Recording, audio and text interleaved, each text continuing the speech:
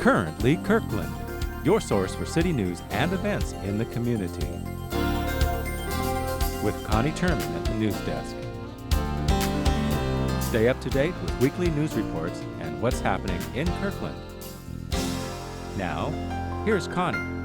Hi, I'm Connie Turman, and welcome to this edition of Currently Kirkland. Every week we're here with the latest in what's happening in our town. When hundreds of Kirkland area parents walk their children to school on October 5th for International Walk Your Child to School Day, they'll be making the journey under more accessible conditions than in previous years. This thanks to new sidewalks to Kirkland's 7 elementary schools. The city's Public Works Department has completed sidewalks along Juanita, A.G. Bell, Peter Kirk, and Mark Twain elementary schools. The department will finish remaining 3 more, Rose Hill, Ben Franklin, and Lakeview by the end of this month. Those sidewalks will be ready in time for Walk Your Child to School Day. 11 of Kirkland's 14 elementary schools have registered for the event. Kirkland is one of Washington's 26 cities to officially participate in the event. Walk Your Child to School Day encompasses more than just walking. However, it also encourages cycling to school. Sandburg Elementary, for example, renamed the event Walk and Roll to encourage both forms of travel. For more information, visit walktoschool.org. Walking is an exercise that can improve health, wealth, and the air. On October 15th, a recent Northwest University graduate is attaching another positive byproduct to the simple exercise. That byproduct, shoes. You see, somewhere in a Filipino village, the pastor of a small church is using his spare time and his spare money to make a pair of shoes. He'll give those shoes to a child who needs them for school or a young woman who needs them to find work. He'll do this until each of his fellow 300 villagers has a pair of shoes. And so far, he's done it without help. Recent Northwest University graduate Caitlin Klaus wants to change that. And she's using her global outreach organization Shoes to do just that. Shoes is organizing a 5K walk October 15th to raise money for the cause. The route begins at Marina Park, ambles along the waterfront to Carillon Point, and then returns to the gazebo at Marina Park. For more information and to register, visit toeverysoul.org.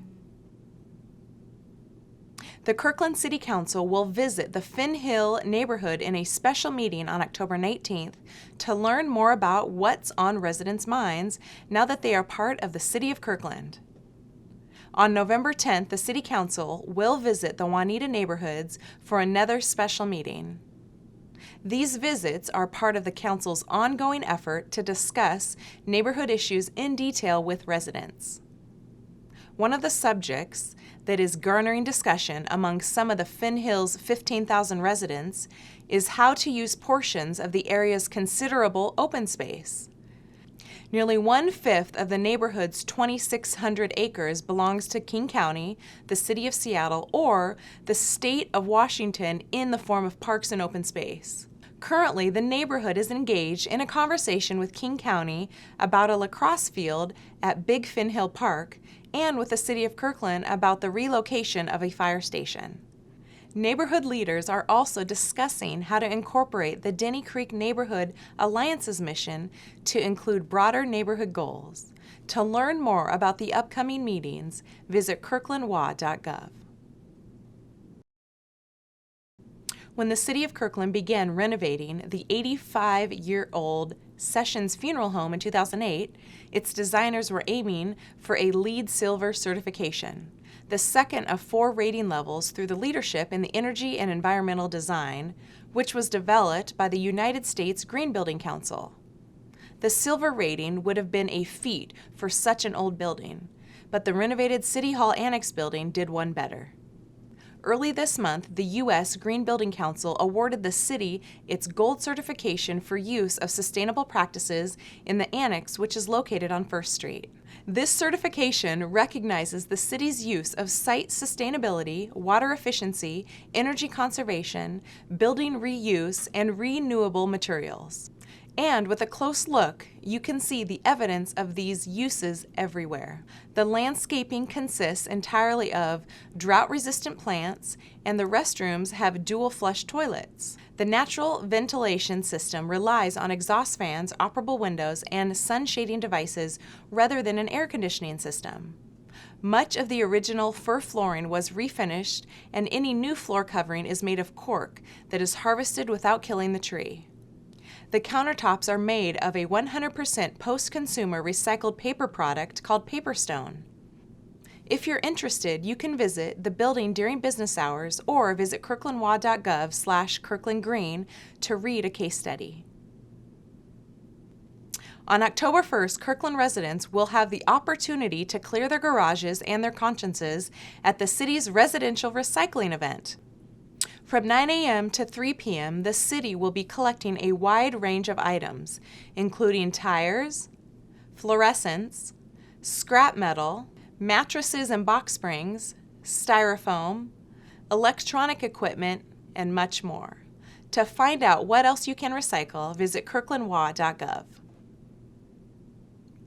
The economy continues its slow crawl toward recovery, but in Kirkland, several entrepreneurs have discovered enough potential to give their ideas a go. On the last Friday Art Walk of the year, Pamm Jardine visited many of these small businesses. I'm Pamm Jardine with Currently Kirkland, and there's a lot of new businesses opening up in Kirkland, so on the last Art Walk of the year, we're going to check it out. It was a hot September evening here in downtown Kirkland, the 7th day of a record 9 consecutive days of 80-degree-plus weather. People were out in droves to find a seat in one of Kirkland's many open-air restaurants, and then to take in the sights and sounds of the Art Walk. Our first stop on tour put us face-to-face with a business owner with a mission: to teach. I run a after-school math and reading program. It's called Kumon. I do come from an education background. I got my master's in education from Seattle University in 2000. And I have taught at Bellevue Community College. I've taught there for the last about 8 years. It's a nationwide franchise. It's actually the largest supplemental education organization in the world. And we help kids with math and reading. Kirkland was chosen as an expansion area, partly because of the high education level of the population around here, and also because the Lake Washington School District is an excellent district, but they didn't really have a Kumon available in this area. Are you guys ready? Yeah. On your marks, get set, go. And there's a couple characteristics that make it really different from any other kind of education.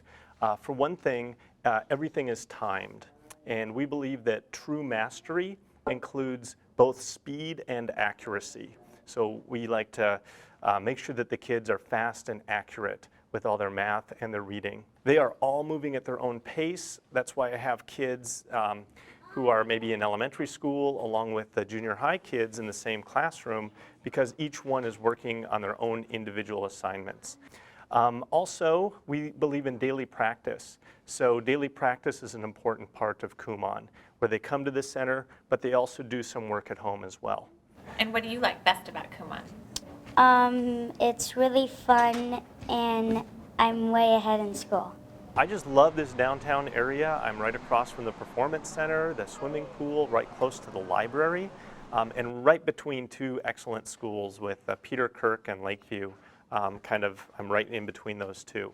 Next, we chatted with Katie Young, head photographer at Classic Kids Photography in Kirkland. This is our 11th location that we just opened here in Kirkland about a month ago. We are located up in the Northeast, Chicago, California, and then here in the Seattle area. We're strictly black and white film photography for children, families, pets, everything. Everything is all hand done, obviously black and white film, so everything is all hand processed, hand printed in the darkroom. We have our own lab, so it's all centralized, and everything is just custom made just to the client's needs. We also do custom framing as well, so from beginning to end, the shoot, the print processing, and then framing. Right next door, we learned a little bit about canvas and how to paint with a twist. This is Canvas, Painting with a Twist, and what we are is art is entertainment. We offer sessions where you come in and you are led by an artistic team member, and she takes you right through the process, guiding you through a featured painting, and at the end of 2.5 hours, you walk out with a completed painting. And the time that we're not offering sessions, we offer open paint, and that includes all the materials. And you can come in and paint, stay as long as you'd like, and also leave with a finished painting.